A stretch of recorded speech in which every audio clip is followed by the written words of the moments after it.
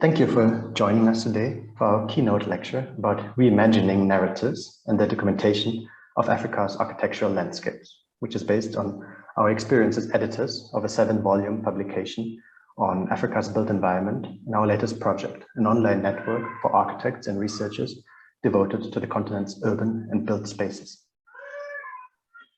As architects and urban planners, we usually think of creativity as a spatial and visual dimension. And indeed, architects and planners' main objective is to create livable, sustainable, and beautiful buildings and cities. And as such, we tell stories. And in fact, architecture itself can also tell stories, can be read, and both practitioners and researchers can benefit a lot from looking closely at the African-built realities. Take, for instance, this photo of a bank building here in Yaoundé, just around the corner from where I live. One can learn a lot from the building itself, analyzing its architecture, style, construction, and so on. And because I said architects are also always narrators, storytellers, who want to convey a message or feeling or an impression. However, we suggest that we should not stop there. Instead, we should engage in reimagining the spoken and written narratives, meaning we should be creative in the way we talk about architecture, how we document it, how we narrate it, present it, research it, and frame it. Because it is very important to look closely, but this obviously should not mean to forget about the context, the bigger picture. For instance, when you zoom out, the bank building and the impression of the city of Yaoundé is a very different one. Some of the main contradictions and extreme contrasts that are so typical for many African cities suddenly become very obvious.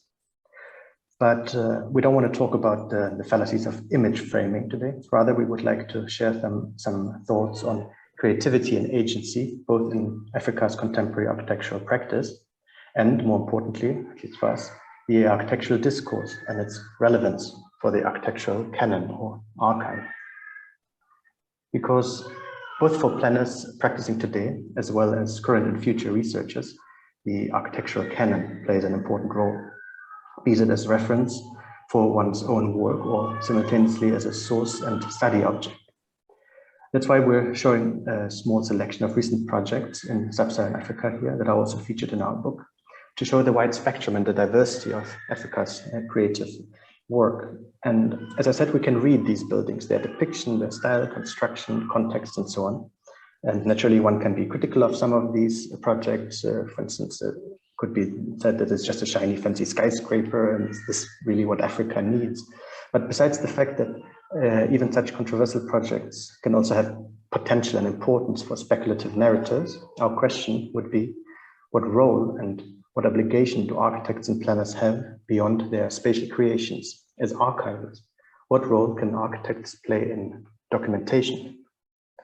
And also, what role and which obligations do researchers have? Because obviously what I've just shown is not all, because we've seen in the first image of Yaoundé, there's always at least 2 sides. Granted, the example I chose here, Luanda, Angola's capital, is one of the most extreme, but nonetheless typical for many African cities, with an upscale beachfront development on the left side and vast slum neighborhoods on the other. Both for practitioners and for architectural and urban researchers, analyzers, but also documentation of a variety of places is crucial. For instance, to understand how we got here, to this extreme disparity within one city, and generally to understand the specificities of a place, one needs to also look at its history and urban development, something many planners tend to ignore or just deal with very superficially. But history does matter, because every slum has its history and the inhabitants know it. You just need to ask them. And that's what we tried also to do in our book, and what we think is crucial to keep in mind, that it's not all about smart cities or cutting edge design and etc. And it cannot be, and perhaps it doesn't have to be, because everyday architecture, just in terms of quantity, is the prevalent form of architecture on the continent. And I mean not necessarily only slums like seen on the previous slide, also just self-built homes or simple commercial or residential buildings like shown on this slide, with examples from Conakry and Guinea-Bissau. Because if architects and planners are storytellers, it is important to remind oneself to critically reflect and question also the sometimes all too simplistic narrative of Africa rising, and to show, to document also to analyze everyday architecture. And this brings us to another important question.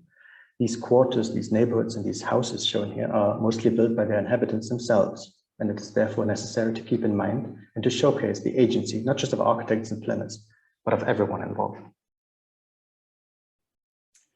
All too often, we've seen a top-down approach to architectural practice and urban design in Africa, an approach that prioritizes experts and governments while sending the actual users to the periphery. Consultation with the public is minimal, and this leaves the vast majority as mere spectators to urban interventions rather than active participants. Next slide, please. So the education of Africa's planners, urban designers, and architects plays an important role, but there are multiple questions that rise. For example, how are these future practitioners being trained to address these questions, particularly within a context of a pedagogy that remains rooted in Western precedents? How can you balance both academic and non-academic training in producing professionals that can best address the continent's challenges? How do you elevate the role played by indigenous knowledge systems in the creation of the built environment? What roles do vocational training and artisanship play in this process? There's also the realization that not all architects or urban designers will actually get to design buildings or cities or towns, but this doesn't make them any less important. There are many ways that they can contribute to their country's built environment. Fundamentally, a lot of these professionals are not trained to engage with the public directly. So can we begin to imagine an educational system that places emphasis on tools of mediation and engagement that might better serve the public at large? Next slide, please. In doing our research, we noticed that there's actually a dearth of resources on African architecture or African town planning or urban design. And in the West, for example, most of the resources are published by people who live in the West or practice in the West, who often have a small window into Africa. So when it comes to finding published resources, there's very little out there compared to what you would find on architecture elsewhere in the world. This slide shows a myriad of published texts on architecture and urbanism on the continent. Next slide, please. So this presents a situation where you have a lack of archival capacity, a lack of documentation. And the continent is a place of contrasts and contradictions, as depicted in this slide. On the left, you have all the African architecture resources available at Esaka, a private architecture school in Cameroon. And you find yourself with constant juxtapositions where in many cases there is little relevant information in the places you least expect, and in other cases there's an abundance of information. But it is also a question of the nature of the available information itself. How relevant is it? This lack of documentation manifests itself in many ways, including the inability to learn from past practices. This vacuum encourages the replication of previous inappropriate solutions and obliviousness to past efficiencies. Next slide. Recognizing this lack of documentation was a main motivation for us to begin our project, because I've mentioned that our experience in today's lecture are based on a book project that we, Livingstone and I, together with Philip Moiser, have edited and which came out last year, the Architectural Guide Sub-Saharan Africa. That's why I want to briefly introduce you to the publication's scope and concept as an example for the different modes of documenting Africa's urban environments and the challenges that come with it. Here you can see some general facts and statistics. We've worked more than 6 years on the project, and more than 300 authors wrote texts, and in total more than 650 people contributed to the project in one way or another. It consists of 7 volumes, an introduction volume, and 6 geographically organized volumes, which with a chapter on each of the 49 sub-Saharan countries. The aim was to document a curated selection of representative typical buildings, everyday architecture, and hidden gems in all of Sub-Saharan Africa. We tried to cover all architectural periods, which perhaps makes this publication also special because it is truly meant as a cross-section through the built realities of Africa. And besides building documentations, the volumes also include more than 200 background articles and essays on more general urban or architectural issues. But architecture and cities are not just buildings or physical places, of course. It's always found in specific contexts embedded in and reacting to spatial, historic, social, and cultural structures. With the first volume, which we've also published as a standalone book, which you can see here, we tried to contribute to the wider theoretical discussions around Africa's built environment and invited renowned scholars and also architects like David Ajay and Francis Keri, for instance, to theorize architecture in Africa with us. Because we think it is crucial also for practicing planners and architects to participate in the discourse on African cities and in architectural criticism, to discuss questions like the ones we raised today, how to depict and present and document Africa's cities. Africa is a continent with a very particular history, which is not only reflected in its built environment, but also the way it has been written and talked about since the times of colonialism. And of course, we also wrote a particular story of the continent's built environment. And that's why it was so important for us to reflect this story, the underlying narratives and our own cliched views and biases as well, and our own role as editors and authors. And while we do not claim to have found the ultimate answers to these questions, of course, we tried to face and discuss them and the possibilities and the limitations of a theory or theories, plural, of African architecture. And this resulted in 49 short essays grouped into seven chapters, focusing on themes like the vernacular, identity, architectural agency, or global perspectives. These questions also concern the terminology and appropriate language of architectural writing. Which ways are there to overcome colonial modes of thinking and speaking when it comes to architectural representations of African architecture and African cities? Other important questions are those of authenticity and emancipation, which are important to many architects and planners in Africa. And of course, here too, there are many ambiguities that are important to consider when writing about Africa. For instance, again, underlying Eurocentric biases and the different awareness for sensitivities in Europe and Africa and the rest of the world.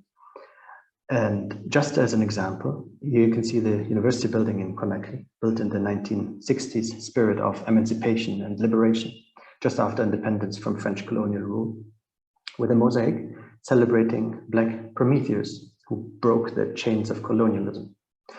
And interestingly enough, this mosaic was designed and made by Soviet artists. And that's why maybe also its vaguely socialist, realist look. And most importantly, it refers to a prominent Western or European mythological figure. And I show this just to illustrate how powerful Western narratives can be also while building independent and African states and celebrating them.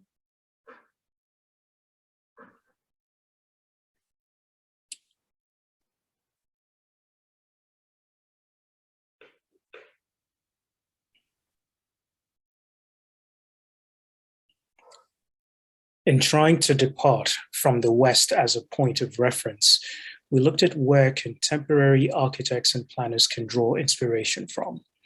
How does African artistic expression, as shown in this image, for example, taken from the Parliament buildings in Nairobi, Kenya, or African culture or vernacular architecture, influence the creation of contemporary space? How is Africa's tangible and intangible heritage handled? How do these things manifest themselves in defining African aspirations, both locally and on the world stage, and within the built environment? Next slide. We also looked at questions of how architecture and urbanism is used to define, celebrate, and control the nation state, bearing in mind that most of these states remain largely artificial.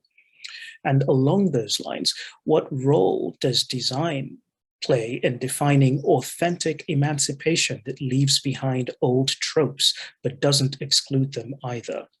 For example, in this image taken in Maputo, Mozambique, you have the statue of Samora Machel, the country's first president, and it stands at the head of Samora Machel Avenue. The statue was designed and constructed in North Korea, and it was criticized and remains criticized for bearing little resemblance to Samora. The statue also sits in the spot formerly occupied by a similar statue of Joaquim Augusto Mozinho de Albuquerque, former Governor General of the Portuguese colony of Mozambique in the late 1800s. So there are always these contradictions that are in place that need to be questioned.